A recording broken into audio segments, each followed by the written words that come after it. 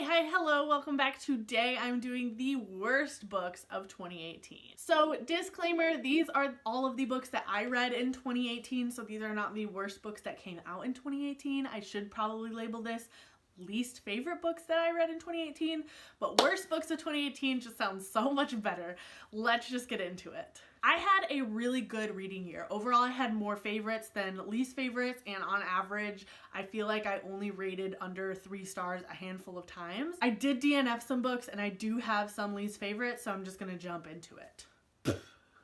What is this? I don't know. So the first book that I'm going to tell you about, I already talked about in one of my wrap-ups, so you might know it's coming, is Roomies by Christina Lauren. Hot damn, did I not like this book.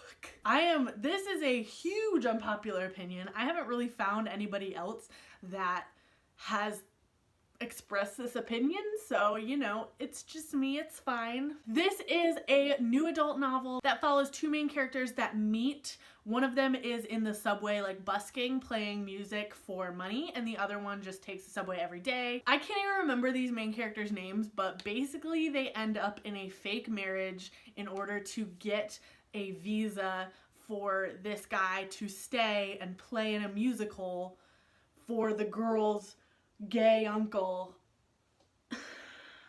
It really wasn't written that bad. That's why I gave it a 2 stars. Like, I really enjoyed the pacing and the writing style, and the characters were okay. The thing that just drove me absolutely insane was this whole fake visa thing.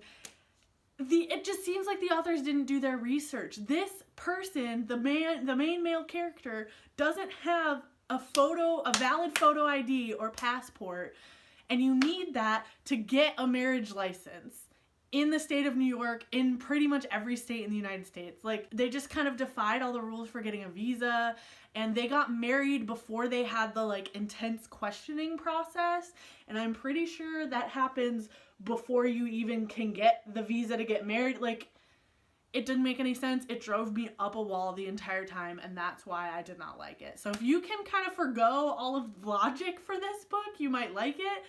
I couldn't, and here we are. The next book that I did rate pretty low, I rated a 2.5 stars, is Because You Love to Hate Me, which is an anthology of villain stories that were prompted by booktubers. Now, I do want to say this. I am very, very supportive of people using this platform and on this platform to achieve their dreams of writing a book. So me rating this low doesn't mean that I don't think booktubers deserve success. There's a lot of conversations going on right now about this topic, and I just thought I would throw my 2 cents in here before I review the book. I reviewed this book the same way I review all my other anthologies. I rated each individual story, and then I compiled the rating, and the rating came out to 2.5, which is average. It's literally average of the 5-star rating on Goodreads. There were a lot of stories that just really disappointed me. There were things I liked about it, but it just wasn't what I expected based on the marketing, and I would have loved to see so much more from this. An anthology about villains seems so much fun, and it felt really campy almost and kind of contrived. I don't know if that's the word I'm looking for. I was just disappointed by this anthology. I thought it could have been way, way cooler. Now, the next 3 books on this list I DNF'd, so I, for some reason or another, did not finish these books, and consciously didn't finish, not just didn't finish by the end of the year. The first one is The Night Circus by Erin Morgenstern. This is another unpopular opinion. I know this is a very beloved book.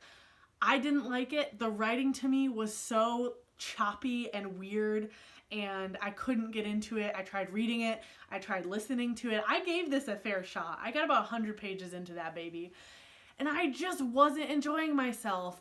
It was the writing. Like, I know what it is. The writing, I just didn't click. It was really short sentences in present tense, and it was like, he stared at the ground. He went over to the countertop, and I don't know, I just not a fan, so I DNF'd it. Why put myself through something when I'm not enjoying myself? Mood for 2019. The next DNF is Whiskey Words and a Shovel by R.H. Sin. I read Whiskey Words and a Shovel Volume 2 first, and I really resonated with that one, but reading more excerpts from R.H. Sin, it seems like he, as a poet, recycles a lot of ideas and themes, and there's no real story arc or flow in a lot of his collections, so I just didn't finish this one. And finally, I DNF'd Unearthed by Amy Kaufman and Megan Spooner. This is a YA sci-fi that was marketed as like Lara Croft meets Indiana Jones in space. It wasn't really that. It was a really cool concept and I was enjoying the world building, but the romance just threw me so for a loop. It was so quick. It was so hot and cold. Like there was a lot of miscommunication happening, and it was like, I love you, I hate you, and I just couldn't bear it to get through. I read half of this book when it came out last January, and I put it down for 10 months before I decided to officially DNF it. And then I was like, I haven't picked this book up in 10 months. Obviously, it's not a priority for me. Here we are. So that is it. I'm actually really excited that that is all that's on my worst books list. I feel like I'm slowly curating my preferences where I don't have a lot of disappointing reads. I can kind of tell if I'm gonna like a book or not. So that I really enjoy. I don't want to read books that I'm not gonna enjoy just for the sake of talking about them. So that is it. I hope you guys enjoyed this video and I will see you guys next time. Goodbye.